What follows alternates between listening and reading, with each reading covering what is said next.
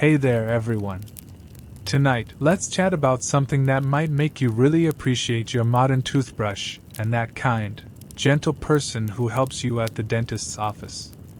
We're going to step back in time, way back, to an era when dealing with a toothache was, well, terrifying. Honestly, if you lived back then and felt that familiar throb in your jaw, solving that problem would probably feel a lot more daunting than tackling your annual performance review or even that tricky tax season. Imagine the sheer dread. It's a journey into a past where a simple cavity could turn into a life-altering ordeal. Before we dive deep into this fascinating, if slightly cringe-worthy, history, take a moment to dim the lights a little more. Maybe grab your favorite cozy blanket, settle into your most comfortable spot, and let the soft sounds of this story wash over you. If you're listening in, why not drop a comment below and let us know where in the world you're tuning in from, and what time it is for you. Knowing we're sharing this quiet moment with so many of you helps create a sense of calm. Alright, lights down a bit further. Let's gently drift into tonight's historical journey. For countless millennia, long before the invention of fluoride toothpaste or even basic sterile tools, humanity grappled with the relentless agony of dental pain. It wasn't just an inconvenience. It was a pervasive, often debilitating affliction that impacted nearly everyone, from the lowliest peasant to the mightiest pharaoh. The understanding of what caused such torment was, by modern standards, rudimentary at best, and often steeped in superstition. One of the most widespread and enduring theories, stretching across vast geographical and cultural divides, was the concept of the tooth worm. Imagine, if you will, the excruciating, throbbing pain emanating from deep within your jaw. You'd likely feel helpless, desperate for an explanation. For ancient peoples, without microscopes or a grasp of microbiology, the idea that a tiny, insidious worm was burrowing into your tooth, gnawing away at its core, seemed like a perfectly plausible, albeit horrifying, explanation. This belief wasn't unique to one corner of the world. It appeared in ancient Sumerian texts, lingered in Chinese medical writings, and found its way into European folklore, persisting for thousands of years. The visual of a tiny creature tirelessly drilling through enamel, then dentin, reaching the sensitive pulp, perfectly matched the sensation of a cavity's relentless march. In ancient Sumeria, roughly 5,000 years ago, some of the earliest written accounts mention the tooth worm. Cuneiform tablets describe spells and incantations intended to banish these invisible tormentors. These weren't surgical procedures as we know them, but rather attempts to appease or scare away the perceived culprit. Think about it. If you believed a worm was eating your tooth, wouldn't you try to persuade it to leave? Or perhaps bribe it with a tiny sacrifice? The methods were often as abstract as the diagnosis. A priest or a healer might perform rituals, chanting prayers, burning incense, and applying poultices made from herbs or even ground-up insects, all with the fervent hope of expelling the unseen intruder. You might lie there, clenching your jaw, praying to the heavens, as a bitter paste was smeared onto your aching gum. The smell would be pungent, the taste worse, but the desperation for relief would override all else. Fast forward to ancient Egypt, a civilization renowned for its advanced medicine, albeit within its own unique framework. Even here, where surgeons performed complex operations and physicians studied anatomy, the tooth worm theory held sway. Papyrus scrolls, like the Ebers Papyrus dating back to around 1550 BC, contain remedies for toothaches. These often involve grinding various ingredients, herbs, minerals, sometimes even animal parts, into a powder or paste to be applied to the affected tooth. While some of these ingredients might have possessed mild antiseptic or analgesic properties, the underlying belief remained that they were driving away the mischievous worm. Imagine yourself as a person of that era, your face swollen, your sleep disrupted by constant pain. You might seek out a respected physician, who would then carefully mix a concoction of frankincense, cumin, or perhaps a tiny amount of malachite, rubbing it onto your gum. The relief, if any, would be fleeting, a mere whisper against the roaring storm in your mouth. The thought of that persistent worm, silently gnawing, would always linger. In ancient China, the concept of the toothed worm also existed, though often intertwined with concepts of qi and energy flow. Early Chinese medical texts described tooth decay as being caused by a wind evil, or tooth decaying worm, entering the tooth.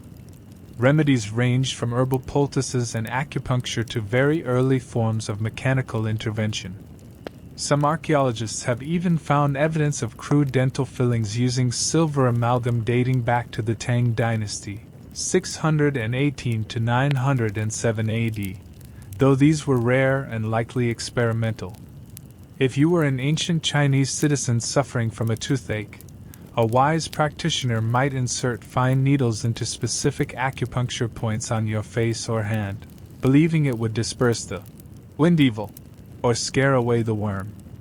You'd feel a prick, then a dull ache, hoping this ancient wisdom would finally bring peace to your tortured tooth. The air would be filled with the scent of burning moxa or the gentle chime of a practitioner's tools, a rhythmic backdrop to your quiet suffering. These ancient approaches, while seemingly bizarre to us now, represented humanity's best efforts to understand and combat a persistent enemy. They highlight a fascinating blend of observation, limited scientific understanding, and spiritual belief. The pain was real, the desire for relief intense, and the solutions, however ineffective by today's standards, were born from genuine human suffering and ingenuity. The absence of effective pain relief meant that any dental procedure was a harrowing ordeal, endured with raw courage or utter desperation. There were no numbing gels, no powerful injections. Just you, the pain, and perhaps a healer muttering an ancient chant. It was a world where a toothache wasn't just an inconvenience. It was a profound personal crisis. And while scholars today might debate the exact interpretations of some of these ancient texts or the true efficacy of their remedies, what remains undeniable is the enduring human struggle against dental pain across the millennia. As centuries turned into millennia, the fundamental understanding of dental pain, rooted in the elusive tooth worm, largely persisted. Yet, the ways in which people attempted to combat this unseen enemy, or at least alleviate its excruciating effects, began to evolve, albeit slowly and often in terrifying directions. The era we're stepping into now is the Middle Ages, a time marked by both profound advancements in some areas and a stubbornly primitive approach to others, especially when it came to personal health and hygiene. Imagine, if you will, living in a bustling medieval town. The air is thick with the scent of wood smoke, refuse, and unwashed bodies. Personal hygiene, as we understand it today, was a luxury or simply not a widely adopted concept. Oral hygiene was even more rudimentary. Toothbrushes were centuries away from becoming commonplace, and while some might rub their teeth with rough cloths or chew on abrasive twigs, systematic cleaning was rare. Diets, for those who could afford it, often included honey and other natural sugars, which, combined with poor cleaning habits, created a fertile ground for rampant tooth decay. The constant ache of a bad tooth was not just a possibility, it was an almost certainty for most adults. When that familiar, sharp pain would strike, intensifying with every bite, every sip of warm broth, where would you turn? In many medieval communities, you wouldn't head to a dedicated dental surgeon. Such a profession barely existed. Instead, your first stop might be the local barber surgeon. Yes, you heard that right. The person who trimmed your hair and perhaps shaved your beard was also the one entrusted with pulling your aching tooth. It sounds like something out of a macabre historical comedy, doesn't it? But for the people of that time, it was a practical reality. Barber surgeons were jacks of all trades in rudimentary medicine. They could set a broken bone, perform minor surgeries like bloodletting, and yes, extract teeth. Their shops, often identifiable by the distinctive red and white striped pole, symbolizing blood and bandages, were places of diverse, sometimes terrifying, services. Picture yourself, a peasant woman named Elara, perhaps, in the cramped, dimly lit shop of Master Thomas, the barber surgeon. Your jaw is throbbing, a deep, persistent ache that has kept you awake for nights. Master Thomas, a burly man with calloused hands, gestures for you to sit on a rough wooden stool. Around you hang various tools, razors, bandages, and chillingly a collection of crude iron instruments that look more suited for blacksmithing than delicate dental work. There's the distinct, metallic gleam of dental pelicans or tooth keys, instruments designed not for precision, but for brute force. The pelican, with its bird-beak-like grip, was meant to clamp onto the tooth, while the key was inserted horizontally and twisted to lever the tooth out. The very names of these tools conjure images of struggle and pain. There was no anesthesia, not in any meaningful sense. Perhaps a swig of strong ale or a bit of opium if you were very lucky, but most often, it was simply raw courage, or more accurately, raw desperation. Master Thomas might offer a quick prayer, or perhaps a mumbled word of encouragement, before instructing you to hold still. You would grip the arms of the stool, your knuckles white, as he positioned his formidable instrument. The air would be filled with your sharp intake of breath, followed by the sickening crunch and tear as the tooth was wrenched from its socket. The immediate rush of blood, the lingering phantom pain, and then, a profound, if traumatic, sense of relief. You might feel the gaping hole in your gum with your tongue, a stark reminder of the ordeal. The whole procedure was quick, brutal, and often left you with a swollen face and the risk of infection, as sterile practices were practically non-existent. The knowledge about how to properly care for teeth remained limited. Even as Europe moved into the Renaissance, an age of incredible artistic and scientific flourishing, dentistry lagged far behind. Sugar, once a rare luxury, began to become more accessible, imported from the New World. While delightful to the palate, this increased sugar consumption fueled an explosion of cavities, making dental problems even more widespread. Dentists, or proto-dentists, were still often part-time practitioners, itinerants, or quacks who toured villages, hawking their wares and promising miracle cures that rarely materialized. You might encounter one such traveling tooth drawer at a local fair, standing on a makeshift stage, surrounded by curious onlookers. He'd display a string of freshly extracted, blood-stained teeth, boasting about his swiftness and skill. Perhaps he'd play a drum loudly to drown out the screams of his unfortunate patients.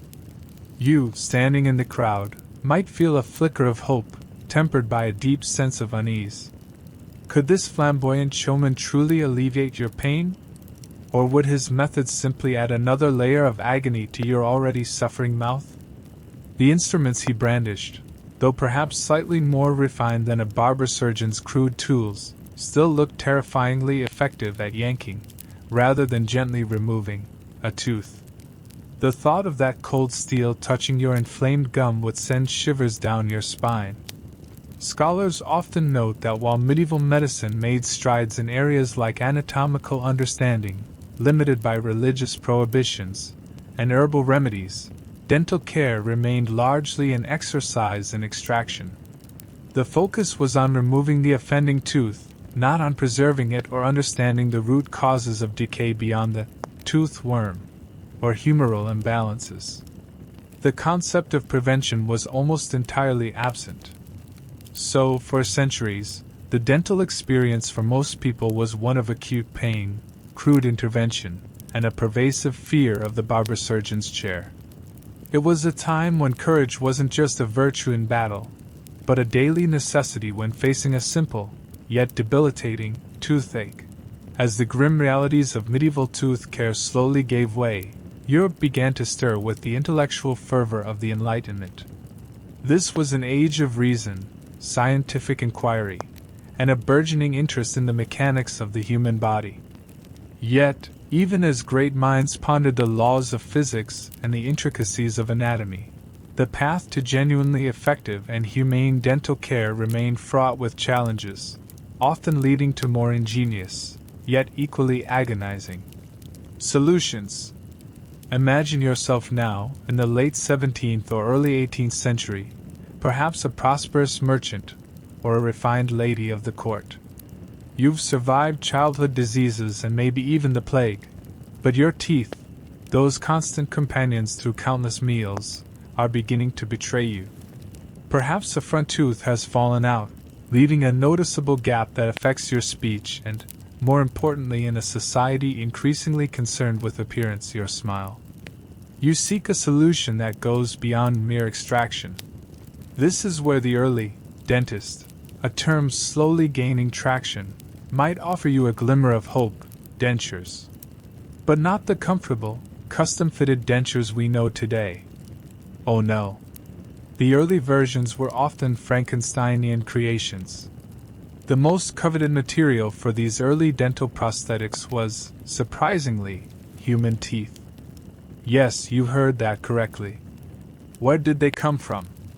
Often they were sourced from the poor who sold their teeth for a pittance, or, more chillingly, from the battlefields where fallen soldiers provided a grim harvest. Imagine the scene: a dentist, carefully selecting a handful of discolored, perhaps slightly chipped teeth from a wooden box, assuring you they are fresh. The thought of another person's tooth being lodged in your mouth, held in place by silk threads, gold wires, or even animal bone bases, is enough to send shivers down your spine. These were not only unhygienic but also incredibly uncomfortable, rarely fitting well, and often causing more irritation than relief. They were a visual fix, a way to restore the appearance of a smile, but at a very real cost in comfort and potential infection. Then there was the issue of fillings. For centuries, holes in teeth were simply left to fester or the tooth was pulled. But with the Enlightenment's push for repair, early attempts at filling cavities emerged. One of the most common and controversial materials was mercury. While amalgam fillings are used safely today with strict controls, early mercury fillings were a different beast entirely. They were often mixed crudely, sometimes causing poisoning, and their long-term efficacy was questionable at best. You might endure the metallic taste, the peculiar sensation, and the constant worry about the silver liquid being packed into your aching tooth. The dentist would use a basic probe, perhaps even a heated one, to clean out the decay, a process that, without anesthesia, would have been excruciating. Then, the mercury paste, soft and pliable, would be pressed into the cavity. The lingering taste, the metallic smell, and the unknown consequences of this heavy metal in your mouth would be a constant companion. The practitioners themselves were a motley crew. While a few pioneering figures like Pierre Fauchard, often considered the father of modern dentistry, began to advocate for more scientific and systematic approaches, many dental operations were still performed by itinerants, blacksmiths, or even apothecaries. These individuals, though perhaps skilled in their primary trades, lacked specific dental training. A blacksmith, accustomed to working with metal and force, might apply the same brute strength to a delicate tooth extraction, leading to jaw fractures or shattered teeth. An apothecary, familiar with herbs and chemicals, might concoct pain-relieving elixirs that were ineffective or even dangerous. You might find yourself in a back alley, or a makeshift tent at a fair, entrusting your precious teeth to someone whose understanding of oral anatomy was, at best, rudimentary. The tools used were still primitive, crude forceps, levers, and drills operated by hand. The sound of metal scraping against enamel, or the creak of an early hand-powered drill, would be the soundtrack to your escalating anxiety. The idea of sterility was still largely unknown. Instruments were rarely cleaned between patients, if at all. Imagine a single set of pliers, used on dozens of mouths throughout the day, each one carrying the potential for infection. The consequences were dire.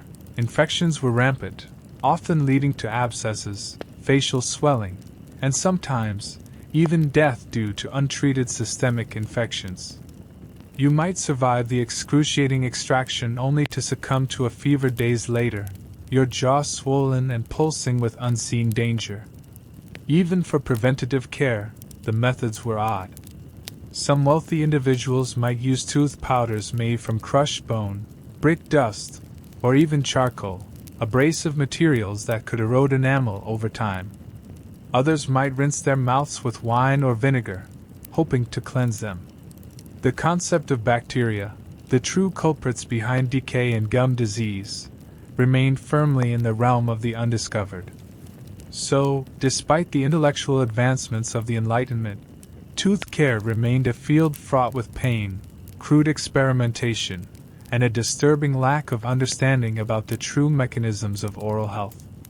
It was a time when courage wasn't just required for extractions, but for simply trusting that any intervention wouldn't make things far, far worse. The 19th century dawned, bringing with it the Industrial Revolution, rapid advancements in technology, and a growing understanding of disease. Yet, for all the progress in factories and railways, the dentist's chair remained a place of dread for many. While a full century had passed since the rudimentary attempts of the Enlightenment era, significant breakthroughs in dental comfort and safety were still embryonic.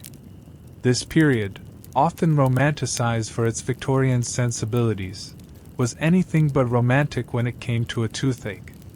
You are now in Victorian London, a city of gas lamps and horse-drawn carriages, of grand architecture and stark poverty. Dental pain is still a constant companion for many, perhaps even more so with the increasing availability of processed sugars. When a cavity bites deep, the pain can be so intense that it overshadows all else. The sight of a tooth drawer still offering their services on a street corner is common, but a new kind of practitioner is slowly emerging, the professional dentist, working from a dedicated surgery, even if it is rudimentary by modern standards. One of the most significant, albeit terrifyingly applied, advancements of this era was the introduction of anesthesia. Before the 1840s, pain relief during surgery, including dental extractions, was almost non-existent. Patients might be given alcohol or opium, but these rarely dulled the sharp, tearing agony of a tooth being wrenched from the jaw. The discovery of nitrous oxide, or laughing gas, by Humphrey Davy at the very beginning of the century was a scientific marvel, yet its application in dentistry was slow and often haphazard. Early demonstrations were often more for amusement than serious medical procedures, with patients laughing uncontrollably or even becoming agitated. If you were brave enough to try it, you might be offered a gas-filled bladder to breathe from, unsure if it would bring blessed oblivion or a fit of giggles while a tooth was still being pulled. The dose was often unregulated, leading to varying effects and sometimes dangerous outcomes. Imagine yourself, a young factory worker named Eliza, suffering from an abscessed tooth. The pain has made it impossible to eat or sleep. You hear whispers of a new gas that can make the pain disappear. Desperate, you visit the local dentist. He's a stern-looking man, and his surgery smells faintly of ether and stale blood. He produces a large, rubber bag connected to a tube. "Breathe deeply, lass," he might say, "and soon your worries will drift away." You inhale the sweet, metallic scent, feeling a strange lightness, a distant buzz. You might giggle, or feel a surge of irrational happiness, even as the cold metal of the forceps is brought closer. The world swims, the sounds fade, and then, a jolt, a pop, and you're suddenly conscious again, gasping for breath, the taste of blood in your mouth, but the intense, piercing pain is gone. The experience was unpredictable, a terrifying gamble between blissful unconsciousness and a public spectacle of uncontrolled behavior. Dentures also saw some improvements, moving beyond the macabre collection of human teeth. The mid-19th century saw the popularization of vulcanite dentures. Vulcanite, a hardened rubber material, allowed for the creation of more comfortable and better-fitting bases for artificial teeth. These still used porcelain teeth, or even sometimes actual human teeth, but the base itself was a significant step forward from bone or ivory. They were still far from perfect, prone to staining and odors, and often ill-fitting after some time, but they offered a more accessible and relatively less horrifying option than their predecessors. You might have saved for months, perhaps years, to afford a set of these new, somewhat more elegant, false teeth, hoping they would restore your confidence and allow you to eat more comfortably. The process of taking impressions, often with wax, was still messy and uncomfortable, but the promise of a restored smile was a powerful motivator. Despite these glimmers of progress, hygiene remained a massive concern. The idea of sterilizing instruments with heat was only beginning to gain traction towards the very end of the century, largely thanks to the work of pioneers like Joseph Lister in antiseptic surgery. Before this, instruments might simply be wiped clean, or perhaps rinsed in cold water, before being used on the next patient. The risk of cross-infection, from one patient to another, remained incredibly high. This often meant that a successful extraction could still lead to a fatal infection days or weeks later. The air in the surgery would feel heavy with invisible threats. The 19th century was a bridge. It started with practices barely distinguishable from those of centuries past, but slowly, painfully, it laid the groundwork for modern dentistry. The professionalization of the field began in earnest, with dental schools emerging and dedicated textbooks being written. Yet, the average person's experience of dental care was still one dominated by fear, discomfort, and the ever-present threat of infection. A trip to the dentist remained an ordeal, an act of sheer will rather than a routine checkup. The sounds of screams, though perhaps dulled by early anesthetics, still echoed through the corridors of these nascent dental practices, a stark reminder of humanity's long, agonizing battle with dental pain. The lingering smell of carbolic acid, used to clean wounds, or the peculiar sweetness of ether would become part of the collective memory of a dental visit. As we gently drift away from these historical echoes of dental dread, we can almost feel the quiet hum of modern dentistry, a symphony of precision and comfort. The ghostly figures of barber surgeons and itinerant tooth drawers fade into the mists of time, replaced by sterile instruments and the gentle reassurance of a skilled professional. The terror of the past gives way to the ease of the present, a testament to centuries of quiet struggle and tireless innovation. Let the anxieties of yesterday's toothaches melt away, leaving only the soft cadence of this story to guide you into a peaceful night. May your dreams be free from ancient pains, filled instead with the calm of a world that learned to heal, one tooth at a time. Good night.